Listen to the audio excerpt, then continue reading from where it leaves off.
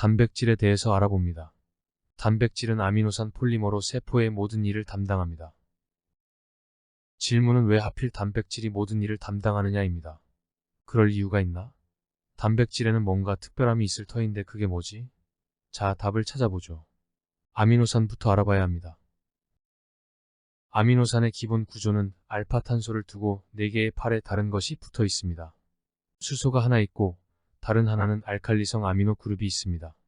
중성 pH에서 플러스 차지를 갖습니다. 아미노 그룹과 반대인 산성을 나타내는 카복실 그룹이 있습니다. 중성 조건에서 마이너스 차지를 갖습니다. 한 분자에 플러스 마이너스 2개의 이온이 있습니다. 이러한 아미노산의 특별함이 단백질 백본 구조에 중요하게 기여합니다. 단백질의 기능과 특성에 제일 중요한 것은 바로 사이드 체인이라고 하는 R그룹입니다. 이 곁사슬에 따라 아미노산의 특징이 결정되며 그들 각각은 고유한 기능기를 가지고 있습니다. 기능기는 우리가 공부한 바 있는 7개 중에 있습니다. 어떤 기능기를 가졌느냐에 따라 여기 20종류의 아미노산이 있습니다. 자, 아미노산 몇 개를 살펴보죠. 여기 메틸기를 가지고 있으면 아미노산 알라닌입니다.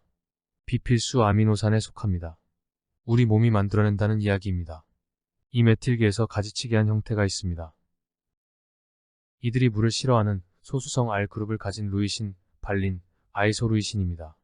이들은 필수 아미노산으로 음식으로부터 얻어야 하며 우리 몸이 필요로 하는 아미노산 전체 양의 35%를 차지합니다. 우리의 생리에 중요하기에 이들을 따로 분지 사슬 아미노산이라 합니다. 조금 이따 이 부분을 다루겠습니다. 생명체는 아미노산을 단백질 구성 물질로만 사용하지 않습니다. 여러 생활성 물질로 씁니다. 우리에게 익숙한 조미료 글루탐산이 좋은 예입니다. 이외 더 많은데 여기 한번 보세요. 타이로신은 도파민의 원재료입니다. 우리 공부했죠? 자, 그리고 타이로신은 필수 아미노산 페닐알라닌으로부터 만들어집니다. 여기 또 있습니다. 트립토판은 신경 전달물질 세로토닌을 만드는 데 쓰입니다. 됐죠? 아, 여기서 하나 더. 분지 사슬 아미노산이 우리 몸에 어느 정도 있는지가 뇌에서의 세로토닌과 카테코라민계 신경물질 도파민 생산에 영향을 줍니다. 생리와 마음이 연결되는 거죠. 생명체는 자기에게 주어진 물질들을 효율적으로 다양하게 사용합니다. 분지사실 아미노산, BCAA는 필수 아미노산 35%를 차지하는데 주로 근육 단백질에 있습니다. 우리는 근육을 불리려고 음식으로 공급되는 BCAA 대부분을 사용합니다. 근육, 특히 골격근은 BCAA의 대사에 대해서는 가프입니다. 이들은 중요하게도 단백질 합성을 촉진하는 신호 분자입니다. BCAA는 근육 단백질의 재료로서의 수동적인 역할을 넘어 능동적으로 대사에 참여한다는 겁니다. 더욱 이들은 단백질 합성에 필요한 에너지를 충당하기 위해 포도당 흡수를 유도합니다. 근육 단백질 합성이 왕성하면 BCAA와 ATP가 고갈됩니다. 이때 또 BCAA는 지방 분해를 유도하여 에너지를 보충합니다. BCAA가 관여하는 일에는 포도당과 지질 대사가 연결되어 있는 것이죠. 필수 아미노산인 BCAA가 고갈되면 근육은 아차 싶습니다. 어쩌겠어요. 자기가 BCAA를 모두 사용했으니 자기 근육을 분해해서 BCAA를 토해내야 합니다. 갑질을 하다가 당하는 겁니다. 물론 음식으로 필수 아미노산을 충족하면 되겠지만 근육을 분해해야 할 경우가 있겠죠. 근육 분해로 얻어진 BCAA 중 75% 이상이 재사용됩니다. 따라서 혈청 내 BCAA 양은 일정 범위 내에 있습니다. 만약 BCAA 수준이 정상 이상으로 높다면 전체적인 에너지 수급 및 대사에 뭔가 문제가 있는 겁니다. 동물성 단백질 위주의 식단, 영양과잉, 영양결핍, 단식, 과도한 운동, 생활습관과 나이에 따른 여러 변수 모두 BCAA의 수준의 영향을 줍니다. 단백질 합성이 덜 되거나 근육 분해가 빠르거나 포도당이나 지질 대사에 문제가 있거나 그 원인은 단순하지 않아 보입니다. 생리학자들은 비만이나 당뇨의 경우 인슐린 저항성과 연관되어 혈청 BCAA가 높다는 사실을 알고 있었습니다. 2016년 당뇨는 아니지만 인슐린 저항성을 보이는 비만 환자 277명을 대상으로 그들의 혈액 내 대사 물질의 총집합과 장내 세균의 총집합을 대규모로 분석한 연구 결과가 발표됩니다. 방대한 연구가 전하는 메시지는 명료합니다. 첫째, BCAA의 증가는 장내 세균 단지 두 종에 의한 것이다. 둘째, 세균은 BCAA 합성 능력을 가지고 있다. 셋째, 세균은 BCAA를 자기 안으로 들이지 못한다. 놀랍습니다. BCAA 증가 원인은 나에게 있는 게 아니고 나랑 같이 살고 있는 세균에게 있다는 거죠. 물론 고기를 좋아하는 나도 잘못이 있습니다. 야채를 즐기면 장내 세균이 BCAA 대신에 작은 지방산 SCFA를 만들 터인데 말입니다.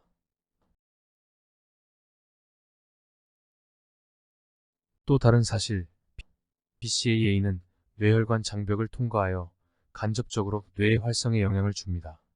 이들이 뇌로 들어갈 때 트립토판과 타이로신을 수송하는 범용 수송체를 이용하는데 양적으로 우세한 BCAA가 그 수송체를 선점합니다. 결과로 뇌에서 세로토닌 포함 다른 카테코라민계 신경 전달 물질의 양이 줄게 됩니다. 그 사람들은 우울증, 모험심 부족, 불안 장애를 경험합니다. 한편 BCAA는 근육을 만들고 운동 피로를 줄이고 에너지원으로 사용될 수 있다고 하여 고강도로 운동을 즐기는 사람들 사이에 BCAA 보충제가 인기입니다. 단백질은 한 아미노산의 카로복실기와 다른 아미노산의 아미노기가 펩타이드 결합을 통하여 연결된 폴리머입니다. 결과로 여기 그림과 같이 아미노산이 실에 꿰인 구슬처럼 펩타이드가 됩니다.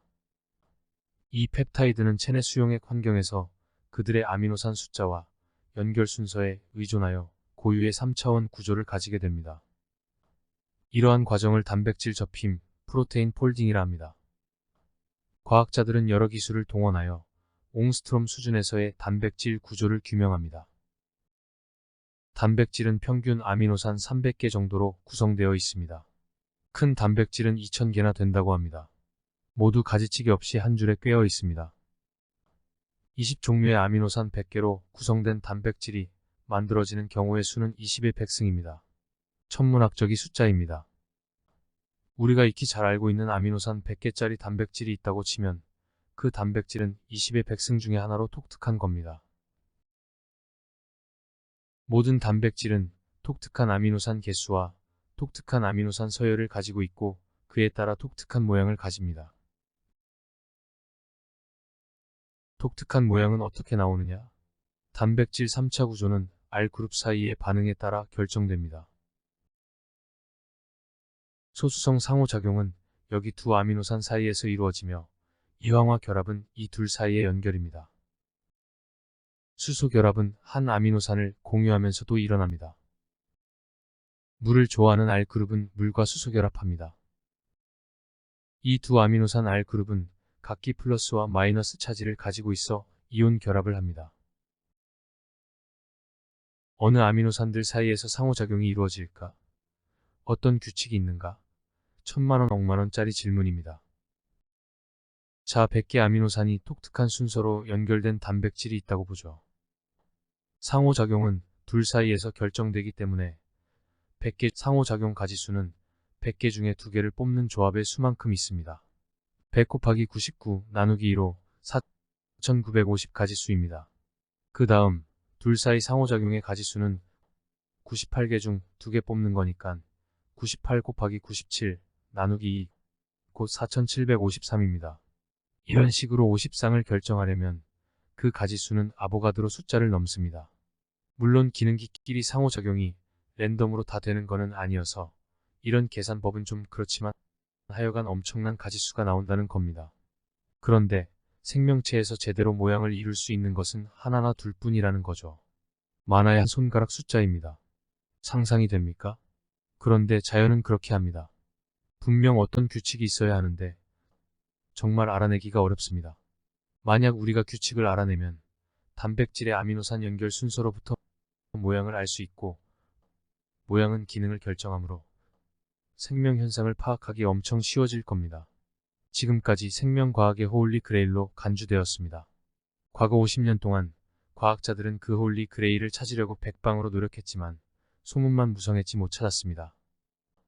그런데 말입니다. AI가 찾았습니다. 단백질 구조는 X선 회절법, NMR, 최근에는 초저온 전자현미경을 사용해 분석해왔으며 지금까지 약 19만 개의 단백질 구조가 밝혀졌습니다.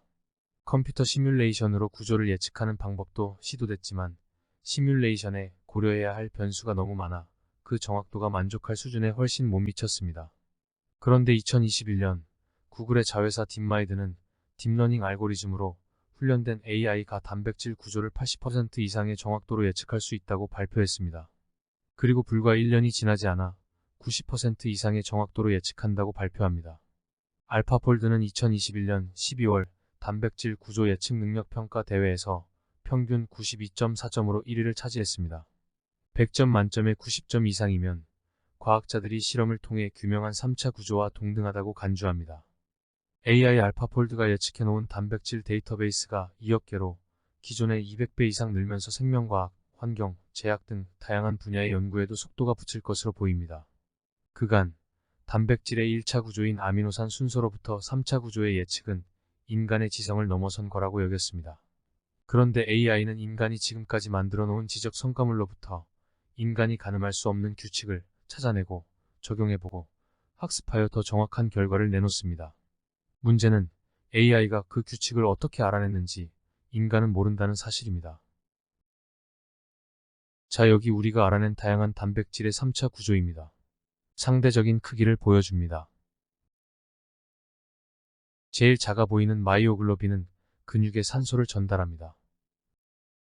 제일 크게 그려진 아데노바이러스 입자는 작은 단위체들이 DNA를 감싸면서 모인 집합체입니다. 여기 루비스코 단백질을 보면 사량체입니다. 식물의 잎사귀에 엄청 많이 있습니다. 지구에서 양적으로 가장 많이 있는 단백질이라고 합니다. 이산화탄소로부터 포도당을 합성하는 초입에서 일을 합니다. 동물에게 무척 고마운 존재입니다. 여기 라이보솜은 단백질과 RNA 복합체입니다. 큰 유닛과 작은 유닛이 합쳐져 단백질을 합성하는 복합 장치로 됩니다. 세포가 가장 많은 비용을 들인 장치입니다. 이 정도만 소개하겠습니다. 다시 강조합니다. 단백질은 다양한 모양을 가짐으로써 다양한 기능을 할 수 있고 그렇기 때문에 거의 모든 세포 활동에 관여합니다. 첫째 요소, 단백질 촉매로서 모든 생화학 반응을 촉진합니다. 둘째, 세포막에서 물질 수송과 상호 교신을 담당합니다. 세포막 이중층 보면 단백질들이 많이 꽂혀 있어 엄청 번잡합니다. 셋째, 세포 안에서의 물질 수송과 소기관 이동을 담당합니다. 세포질에서 단백질 포함하여 소기관이 적당한 장소에 자리 잡고 일을 하도록 도로를 깔고 파트너와 만날 수 있게 안내하는 일 단백질이 합니다. 네 번째, 면역 방어에 관여합니다. 항체는 물론 면역 조절 물질 대부분이 단백질입니다. 다섯 번째, 저장 물질로서 배아의 발달과 성장을 도모합니다. 엄마는 배아가 쓸 수 있도록 에너지원을 난자에 저장해 놓습니다. 여섯 번째, 호르몬입니다. 우리가 배운 스테로이드 호르몬 이외에 많은 호르몬은 단백질 호르몬입니다. 일곱 번째, 수용체로서 자극에 대한 반응을 매개합니다. 호르몬 수용체 모두 단백질입니다. 소리를 듣는 것, 보는 것, 냄새 맡는 것 모두 단백질 수용체에 의한 신호 전달 덕분입니다. 여덟 번째, 단백질은 세포의 운동 및 근육 움직임에 관여합니다. 근육 단백질 대부분이 운동에 참여합니다. 아홉 번째, 세포의 모양을 유지하기 위한 세포 골격, 다 단백질입니다. 구조 단백질들은 세포의 내부 지지체, 외부 칸막이나 접착체 역할을 합니다. 마지막으로 단백질은 세포 내용물 리사이클과 쓰레기 배출을 담당합니다. 과중한 업무로 손상된 단백질이나 망가진 장치로부터 원재료를 회수하거나 필요 없는 것은 버립니다. 단백질에 대해서는 이 정도로 끝냅니다.